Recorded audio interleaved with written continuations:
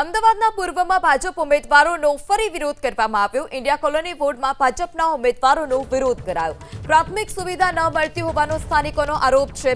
Anil starch મિલ પાસે ભાજપના ઉમેદવારો રોષનો ભોગ બન્યા। ભાજપના ઉમેદવાર ઘનશ્યામ બારોટ અને પંકજ પટેલનો વિરોધ કરવામાં આવ્યો। વધુ માહિતી સાથે સંવાદદાતા ચેતન ફોન લાઈનથી જોડાયા છે। જે ચેતન, જે ઉમેદવારો છે સ્થાનિકોના રોષનો ભોગ બન્યા છે, સ્થાનિકોનું શું કહેવું છે? જી, અમદાવાદ પૂર્વમાં ભારતીય જનતા પાર્ટીના ઉમેદવારોનો જે રોષ છે તે યથાવત રહ્યો હતો। ગઈકાલે રામોલ હાથીજણ વોર્ડમાં ભાજપના ઉમેદવારો જ્યારે વિરોધ પ્રદર્શન કરવા ગયા ત્યારે તેમને રોષનો સામનો કરવો પડ્યો હતો। તેવી જ ઘટના આજે ફરી એકવાર અમદાવાદ પૂર્વમાં બની છે।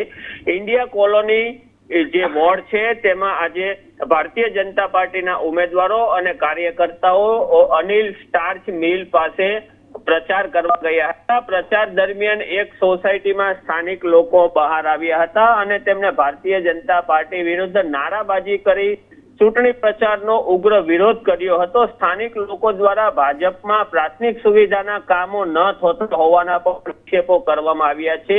જે ગરીબ અને મધ્યમ વર્ગીય વિસ્તારો છે ત્યાં રોડ, રસ્તા, ગટર, પાણીના કામો બાબતે રજૂઆત કરી હોવા છતાં કામ કરવામાં નથી આવતા તેવા સ્થાનિક લોકો દ્વારા આક્ષેપો કરવામાં આવ્યા છે।